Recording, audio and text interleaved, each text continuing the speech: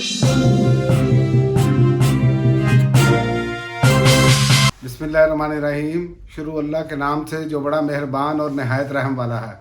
नाज़रीन, आज हम बात करेंगे, एक तो चीफ इलेक्शन कमीशन पर जो आर्टिकल 6 की हैं वो सदाए बुलंद होना शुरू हो गई हैं, और दूसरा अवाम को बिजली का झटका लगने को तैयार। तीसरा ये भी मुतालबा आ गया है कि तमाम सियासी कैदी जो हैं वो रिहा किए जाएँ, क्योंकि इमरान खान पर भी सियासी मुकदमे हैं। और चौथा ये है कि फिच ने जो है रेटिंग एजेंसी है उसने ख़बरदार कर दिया। और पांचवा ये है कि टाटा ग्रुप जो है वो कहाँ पर है और आज पाकिस्तान कहाँ पर है। सबसे पहले बात करते हैं चीफ इलेक्शन कमीशन के ख़िलाफ़ आइन शिकनी का मुकदमा। इलेक्शन शफाफ नहीं हुए, जुडिशल कमीशन बनाया जाए, इलेक्शन कमिश्नर को गिरफ्तार करके मुकदमा चलाया जाए और आर्टिकल 6 के तहत चलाया जाए।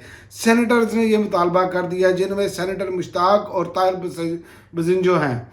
और ये बात बिल्कुल ठीक है, कोई जो असल मेन खराबी की जड़ है उसकी तरफ जाने के लिए तैयार नहीं। धांधली का शोर बरपा है, लेकिन ये नहीं कहा जा रहा कि जिस शख्स पर सबसे पहले अदम एतमाद किया गया कि ये बंदा तमाम तर जो है वो हरबे इस्तेमाल कर रहा है मुस्लिम लीग नून के लिए, ये इलेक्शन रिगिंग करने के लिए कर रहा है, इस पर किसी की बात नहीं जा रही थी। और सेनेटर मुश्ताक और जो दूसरे सेनेटर हैं ताहिर बजिंजो, इनको जो है वो दाद देनी पड़ेगी। ये असल मुद्दे की तरफ आए हैं, यहाँ से आगे कड़ियाँ मिलेंगी कि वो कैसे और किसके कहने पर कर रहे थे, क्योंकि असल चीज़ जो है वो कमिश्नर रावलपिंडी ने वो बात बता दी है। और सबसे पहला नाम उन्होंने चीफ इलेक्शन कमिश्नर का ही लिया है। उसके बाद इन्होंने आरोज लगाए, जो किया ये चीफ इलेक्शन कमिश्नर ने, जो इलेक्शन कमीशन है इनकी मर्ज़ी के मुताबिक होता है और तमाम इख्तियारात इनके पास मौजूद होते हैं। अगर नहीं थे तो फिर ये लेने क्या बैठे थे,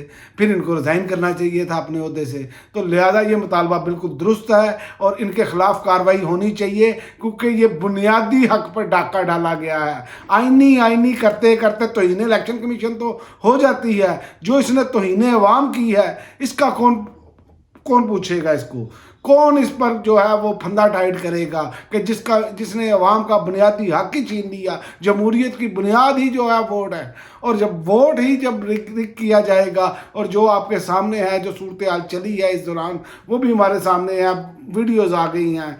कमिश्नर ने जो रावलपिंडी है उन्होंने जो किया है, और इसके अलावा बहुत सारे लोग जो हैं वो अब दबाव का शिकार हैं। उनको कहा जा रहा है कि किसी न किसी तरीके से इनके मुंह पर जो है वो टेप लगा दी जाए कि ये बोलने ना पाएँ। आरओज हों, चाहे कमिश्नर्स हों, चाहे डिप्टी कमिश्नर्स हों, ये घेरा तंग किया गया हुआ है। और आपको मैं एक और बात बताऊं कि जो तमाम जो सियासी कैदी हैं उनको रिहा किया जाए, ये भी मुतालबा सामने आ गया है। और ये मुतालबा सैयद मुशाहिद साहब ने किया है, ये भी मुतालबा बिल्कुल ठीक है और लोगों को रिहा होना चाहिए। वैसे तो उम्मीद नज़र आ रही है कि ये वापस होता हुआ नज़र आएगा, क्योंकि जितनी बदनामी पाकिस्तान की दुनिया भर में हो गई है, जो कुछ हमने करना था वो तो हमने कर लिया।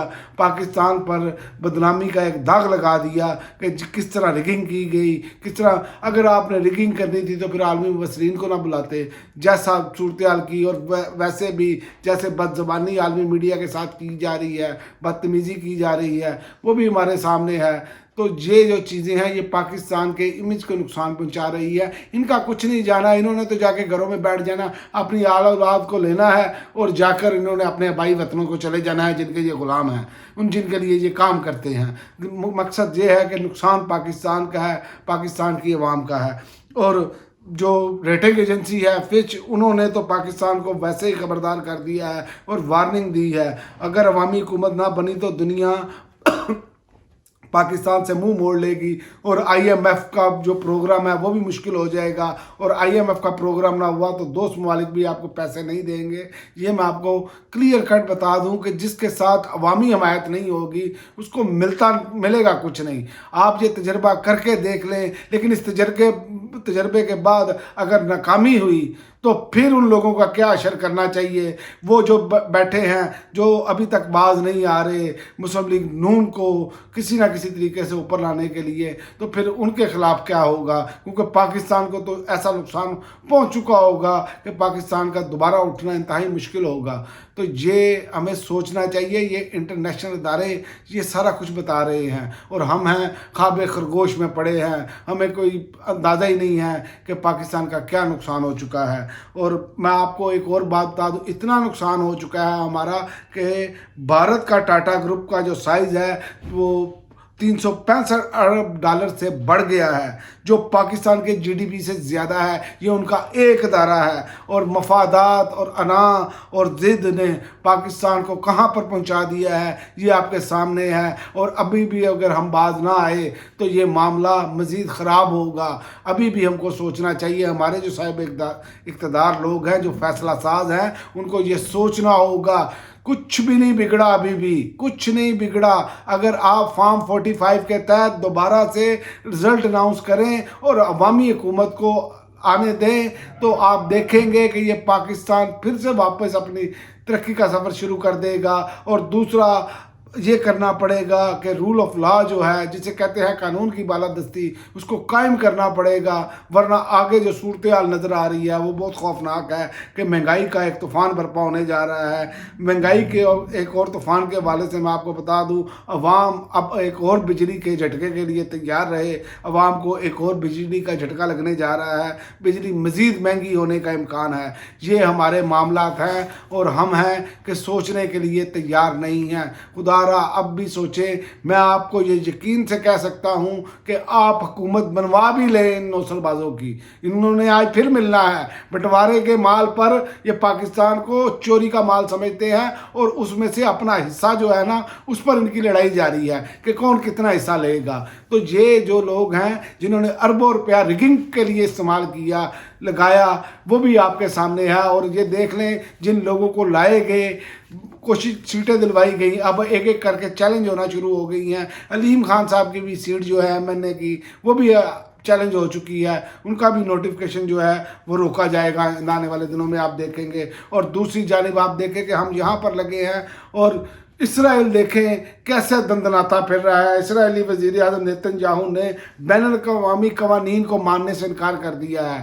آپ دیکھیں کہ ان کے پاس کیپیسٹی اس لیول کی ہے کہ وہ بین الاقوامی قوانین کو رونتے چلے جا رہے ہیں. اور ہمارے پاس کیا ہے؟ ہمارے پاس تو نہ کھانے کو کچھ ہے, نہ پینے کو کچھ ہے, نہ اپنی عوام کو دینے کو کچھ ہے. ہمارے پاس کچھ نہیں ہے. نیتن یاہو نے یہ کہا ہے کہ ہم انٹرنیشنل کورٹ آف جسٹس کو نہیں مانتے, کہ جو اسرائیل کے خلاف فیصلے دیے گئے ہیں کسی فیصلے کو ماننے کے پابند نہیں ہیں ہم. یہ نیتن یاہو کہہ رہے ہیں. اور ہماری حالت یہ ہے کہ ہمیں اب یہ اطلاعات مل رہی ہیں, جو خبریں مل رہی ہیں وہ یہ ہے کہ یورپی یونین اس بات پر سوچ رہا ہے کہ کس طرح پاکستان پر پابندیاں لگائی جائے, GST+ چھینا جائے. میں نے آپ کو پچھلے ویلاگ میں بھی بتایا تھا کہ وہ اس پر غور کر رہے ہیں. اور یہ دیکھیں گے آپ کہ جب یہ لوگ آئیں گے حکومت بنانے کے لیے اور ان کو خدا نہ خواستہ حکومت دی گئی تو پھر آپ دیکھیں گے مہنگائی کا بھی ایک طوفان ہوگا اور باہر سے بھی آپ کو پیسے نہیں ملیں گے. یہ آپ کو ہوتا ہوا نظر آئے گا. اسی لیے کوشش یہ کریں, جن کو عوام نے مینڈیٹ دیا ہے ان کو لائیں. ووٹ کو عزت دو کا نعرہ جو ہے وہ حقیقتاً میں ووٹ کو عزت دیں, کوئی بڑا پن دکھائیں, پاکستان کی خاطر دکھائیں. ورنہ آپ تو جو نعرہ ہے اس کے الٹ چل رہے ہیں, ووٹ کو ذلیل کر رہے ہیں, ووٹ کی تذلیل کر رہے ہیں. یہ جو طریقہ ہے یہ جمہوری طریقہ نہیں ہے. آپ کو یہ کرنا پڑے گا. ورنہ یہ بات عمران خان نے جو کہہ دی تھی کہ ان کی سیاست مکمل طور پر ختم ہو گئی ہے, تو یہ مکمل ختم ہوتی ہوئی آپ کو نظر آ رہی ہے. عمران خان نے اسی بنیاد پر یہ بات کی تھی کہ آپ کی سیاست اب ختم ہو چکی ہے, کیونکہ آپ نے اپنی ہٹ درمی سے باز نہیں آنا. یہ دونوں جماعتوں نے جو آپس میں اتحاد کیے بیٹھے ہیں, پھر الیکشن کے دوران ہم نے دیکھا کہ کیسے ایک دوسرے کے خلاف تیر برسا رہے ہیں. آج پھر ایک دوسرے کے گھٹنوں میں بیٹھے ہیں کہ ہم نے کسی نہ کسی طریقے سے بٹوارے کے مال سے کچھ لینا ہے. تو پاکستانیوں یاد رکھیں کہ یہ پاکستان کا بھلا نہیں کر سکتے.